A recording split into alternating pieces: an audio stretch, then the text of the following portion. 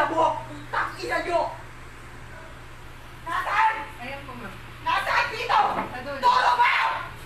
Huwag kayo po sumigaw. Putang ina! Huwag kang sumigaw. Dali ako! Uy! Sige! Sino ka ba? Ano sino ka ba? Huwag mo akong duduruin. Ha?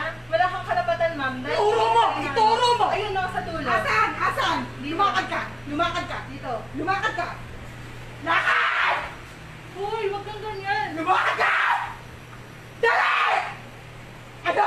Ano? Turo mo! Dito. Huwag kang ganyan. Turo mo! Ano? Balik! Bumalik ka doon! Mamamatay na kayo! Ang babae sa viral video ay kinilalang si Kimi Guarnes Velasquez, isa siyang call center agent ng Cytel. Ayon kay Arlene Delorfino, ang nagpost ng viral video ay pinupost niya ito para sa kaalaman ng mga taga Mandaluyong, wala daw siyang akong intensyon na manira, share ko lang yung nag-amok, nag-hysterical at nagbanta sa amin last Sunday night.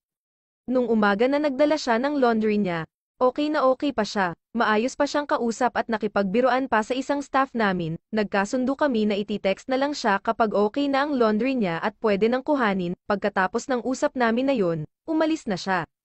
After 20 to 30 minutes, bumalik siya at nilapitan ako para sabihin na magbabayad na siya, kaya inassist ko siya at sumunod sa akin papunta ng counter, tahimik lang siya nun, sa gilid na table namin, kumakain yung isa naming staff.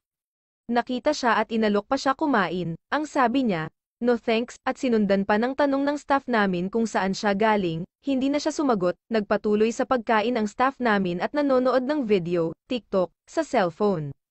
Bigla na lang lumapit itong babae at sinabi sa staff namin na, gusto mo ikaw ang sampalin ko, tangina mo, at hinampes niya ang staff sa balikat, tatlo kaming dinuro-duro niya, at sinabihan na wag magsasalita at lahat daw kami sa store ay may problema.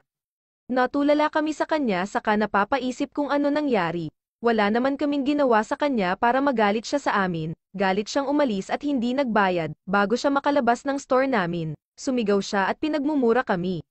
Pinalampas namin dahil inintindi namin siya na baka may problema siya kaya mainit ang ulo niya, tinext ko siya sinabi ko sa kanya na kuhanin na lang niya ang laundry niya dahil hindi na namin i-cater pa. Dahil hindi kami nagtotolerate ng ganun na customer na bigla na lang magmumura saka nananakit, kinagabihan, bumalik siya at nagwawala na, pinagsisigawan at pinagmumura niya kami ng kasama ko sa store nung oras na yun.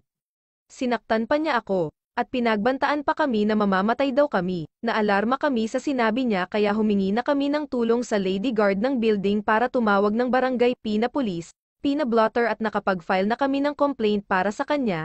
Hindi lang po kami ang pinagmumura at sinaktan niya kundi pati na din ang ilang barangay officials na nag-assist sa amin nung gabing yun, hanggang sa huli, hindi siya humingi ng dispensa para sa iskandalong ginawa niya, ni hindi po namin siya nakitaan ng pagsisisi sa ginawa niya sa amin. Wag na lang sanang pamarisan. Salamat.